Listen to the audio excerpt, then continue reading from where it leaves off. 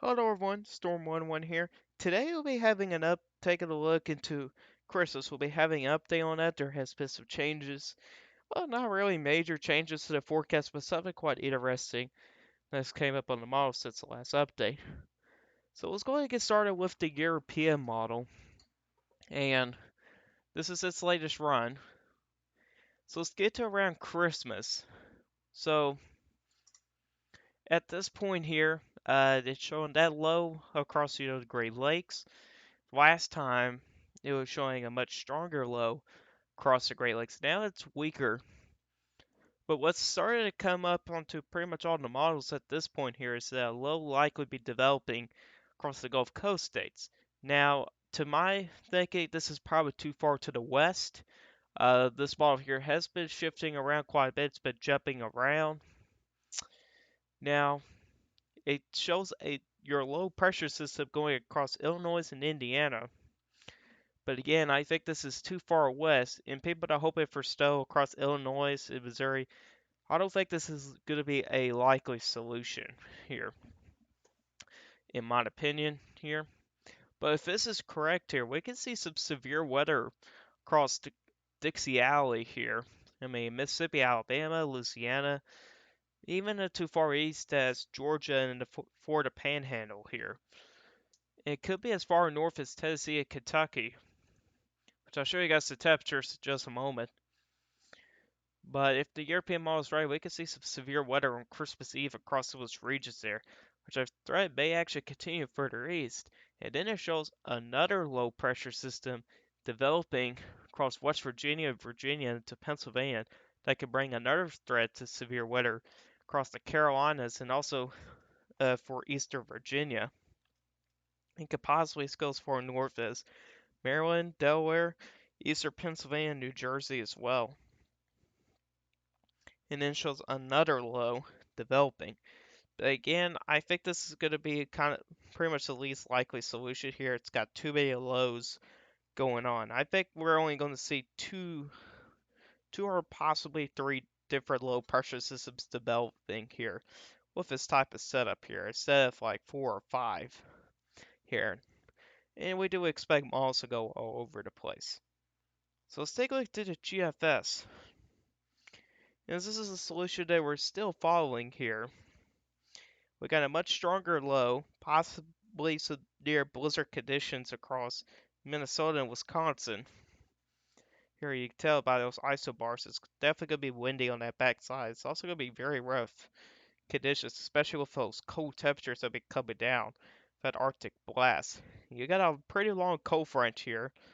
Goes all the way from Canada all the way down across as far south. You can even tell it goes as far south as near Mexico here. So it's quite a very long cold front here. And then you can see here, if that cold air catches up, we can see snow on the backside of this moisture here. It's likely to be a very short period, but we get another low that develops right in this region here. And somewhere in Alabama, Georgia, the Florida Panhandle, to actually follow up the Appalachian Mountains. That could bring in some more snow across some of those regions like eastern Kentucky, the mountains of North Carolina and Tennessee, possibly Georgia there, Ohio, and up into Pennsylvania and New York State as well. Also to keep in mind here is there are going to be some severe weather issues here. And you can see some severe weather is possible with this setup right here across Alabama, possibly into Georgia and the Florida Panhandle here. But the instability values are likely going to be pretty low, but there could be some damaging winds along this line of thunderstorms here. And there can also be a possibility for a QLCS tornado event. And what those are really is just tornadoes on the squall line that could possibly develop. The better chance of seeing that is really looking to be across eastern Virginia, in the eastern Carolinas here, in Maryland to Delaware here. But there's also going to be a damage wind threat there as well. And so we'll be paying attention to very closely here. And you can see here also it's going to be very windy as well. We're probably talking about wind gusts probably as high as 40 to 50 miles per hour, although they'll likely change around some more. You can see here it's likely going to be a very strong low here. I mean, this is Christmas Eve. We got some pretty heavy snow across portions of Tennessee and up into Kentucky into Ohio there. Those areas could possibly see a winter storm here, which we'll talk about those snowfall totals. There's one, and again, very windy conditions there. So let's look into the Canadian model here. This model's also been jumping around as well, and I do believe the GFS has been the most consistent model. And it's also probably have a little bit more realistic setup here. So this is the Canadian model here. Here comes your pretty strong low here, possibly some blizzard conditions across, well, near blizzard conditions across Minnesota, Wisconsin. This is getting into early Christmas Eve morning, even across upper Michigan here. If the Canadian model is correct, we could see some severe weather again across, Louisiana, Mississippi, Alabama, possibly as far north as Tennessee and up into Kentucky. There's a possibility there. And then we get to see a negative tilt trough here. Typically, negative tilt troughs that could really ramp up the severe weather threat with this. And that's something we really got to pay attention to, especially across the southeastern United States. That can really bring up the chance for a possibility for with a tornado threat and also a damage wind threat as well. But this is probably kind of not that realistic. It shows many different lows here, which will be much easier to see. I mean, there's one up here, there's going to be another one here, and probably somewhere out across the northeastern United States as well. There it goes right there. But nevertheless here, there's likely to be, well, possibly a severe weather threat across the southeastern United States, possibly Dixie Alley as well. And there could also be a winter storm threat, really anywhere from, Tennessee up across Kentucky, Ohio, West Virginia, portions of Pennsylvania up into New York State as well.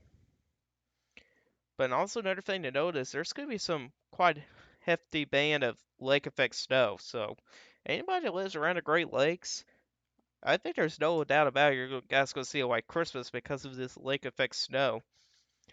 Because with lake effect snow, you guys are going to need an Arctic high pressure system across the plains here that can bring in a northwest flow of very cold winds.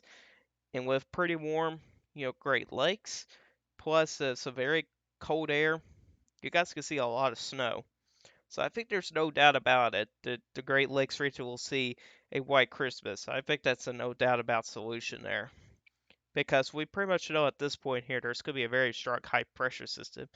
Look at the thickness values here. Cannot tell, it doesn't show me the number here, but you can see the thickness values are very low as they're showing for the Canadian model for portions of Indiana, Ohio, Kentucky, and Tennessee here. So there's going to be some very cold temperatures there, and it's going to be a very strong trough as well. You can see there it moves out across the northeast there as well. All right, let's get into those snowfall totals here. Now, this is likely to change around some more. This is for the next, probably 5 to 6, 7 day range. And you can see here over the next few days here, you can see it even shows the snowfall totals as high as 1 to 2 inches across northern Alabama, Georgia. It's really going to depend on those snowfall rates, which I'll show you guys those soil temperatures across those regions here, which is going to be a little bit hard to see. But look across northern Alabama and Georgia. Soil temperatures, it's around 50 degrees. It's extremely warm, but when you get across, Kentucky, portions of Tennessee, the mountains of North Carolina, Virginia, when you get to those blue colors, it's going to be a little bit easier to have accumulating snow. You can see it's in general 30 to 35 degrees range for areas in the blue. So that's just something to keep in mind of. And these are probably going to be warming up over the next several days. We do expect a little bit of a warm up early next week. So these soil temperatures are going to be continuing to warm up from now till Christmas there. So just to keep in mind of that. So at this point here, I think Alabama, Georgia, there is a little bit of a low end threat for snowfall accumulations. But it's really, again, really going to depend on those snowfall rates. If you have very high snowfall rates, those snowfall rates can overcome those warm soil temperatures there as well. So just to keep in mind of that there as well. This is the Canadian model. You can see it shows some decent amount of snow across, eastern Ohio, western Pennsylvania, even across the mountains of West Virginia, it's showing a decent amount of snow. It's also showing a pretty good, decent amount of snow across Tennessee there, general 1 to probably 2 inches of snow. Look at the Rocky Mountains across the west, though. Pretty high snowfall totals. If you guys are gonna live or in, the Rocky Mountain regions to those higher elevations, you guys will likely see a white Christmas this year. I think that's a no doubt about solution as well. And probably for people across, Minnesota, Wisconsin, Upper Michigan, I think you guys could possibly see a white Christmas this year as well, due to that strong low pressure system that been going on across those regions that could put down at least a couple to a few inches of snow across those regions. So it's just to keep in mind of that there as well. So now let's take a look to the GFS ensembles. Now it's going to be adding up snowfall totals for events that's going to be before Christmas. So for areas, in the purple, take away a couple inches, and that's what's probably going to be spinning out. It's also adding on top into some lake effect snow as well.